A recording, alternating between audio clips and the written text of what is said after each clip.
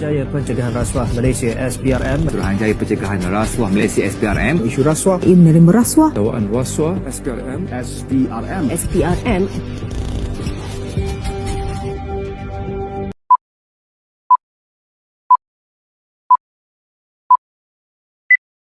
Bahagian 1. Barah tersembunyi. Membongkar rasuah dalam kehidupan harian kita. Pernahkah anda terfikir, kenapa jalan raya di depan rumah kita asyik berlubang walaupun baru sahaja diturap? Atau mengapa urusan di kaunter kerajaan kadang-kadang terasa begitu lambat tetapi menjadi lancar serta-merta apabila ada duit kopi yang dihulurkan? Situasi-situasi ini terasa begitu biasa sehingga kan kita menganggapnya sebagai sebahagian daripada cara kerja di Malaysia. Kita mungkin sekadar mengeluh seketika dan meneruskan kehidupan. Namun, di sebalik keluhan itu tersembunyi penyakit berbahaya. Rasuah.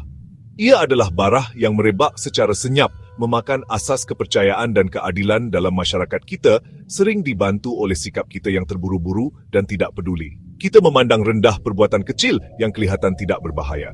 Mungkin ada yang berbisik, "Alah, sikit saja," untuk mudahkan urusan. Tetapi disitulah bermulanya kerosakan. Bayangkan setiap sikit itu dikumpulkan. Jumlahnya mampu membina berpuluh-puluh sekolah, hospital. Isu utama ialah prinsip dan integriti yang tergadai.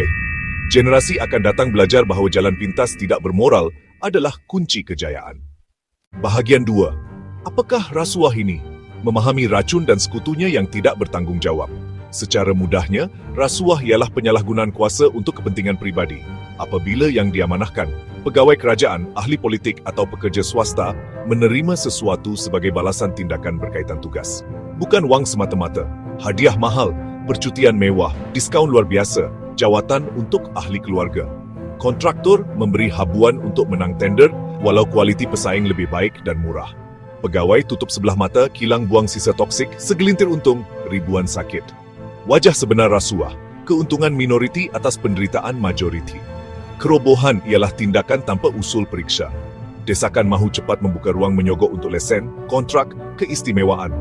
Yang tidak layak naik, yang jujur menanggung akibatnya. Rasuah dan kerobohan bukan masalah orang lain. Ia wujud di sekeliling, dan kadang-kadang dalam cerminan diri. Langkah pertama, berani melihat kebenaran pahit demi penyembuhan negara. Bahagian 3, kesan rasuah merebak bagaikan riak tasik. Dari segi ekonomi, kesannya parah. Wang untuk sekolah, hospital, jalan raya, lesap ke poket individu. Anak belajar di kelas usang, pesakit menunggu. Kita tersekat di jalan rosak.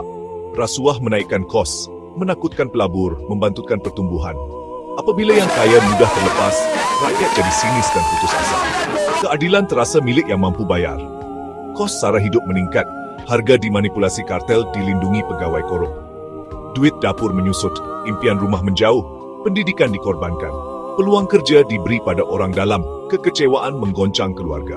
Generasi muda belajar, matlamat menghalalkan cara. Rasuah membunuh nilai murni, kerosakan moral paling sukar diperbaiki. Untuk merawat penyakit, kita perlu tahu puncanya. Rasuah dan kerobohan tidak muncul dari ruang kosong. Tekanan keuangan dan gaji rendah mendorong setengahnya menerima suapan. Tamak dan gaya hidup mewah, kereta besar, rumah agam, barangan berjenama membutakan hati. Prosedur lemah, birokrasi rumit, tidak telus membuka peluang jalan pintas. Permohonan berbulan-bulan melahirkan servis berbayar, mempercepatkan urusan. Kes berprofil tinggi lama dan hukuman ringan menghantar isyarat salah. Budaya hadiah dinormalisasikan. Pemimpin sambil lewa suburkan masalah. Tanpa accountability dan ketelusan, salah guna kuasa beranak pinak. Rakyat takut bersuara, bimbang dibuang kerja atau diganggu, lalu memilih diam. Keheningan kita adalah persetujuan senyap terhadap kerosakan. Masa untuk memutuskan akar-akar ini. Kita tidak berjuang dengan tangan kosong. Malaysia ada barisan pertahanan kukuh memerangi rasuah. Suruhanjaya Pencegahan Rasuah Malaysia menyiasat dan mendakwa. PDRM dan kehakiman memastikan pesalah ke muka pengadilan. Undang-undang jelas menghukum pemberi, penerima dan yang gagal melapor. Perubahan bermula dari diri. Keputusan tegas, tidak memberi rasuah walau apa jua keadaan. Berani berkata tidak. Integriti anda lebih berharga. Didik diri, simpan rekod. Maklumat adalah kuasa. Jika ada bukti, laporkan melalui saluran yang betul. Identiti dilindungi oleh Akta Perlindungan Pemberi Maklumat.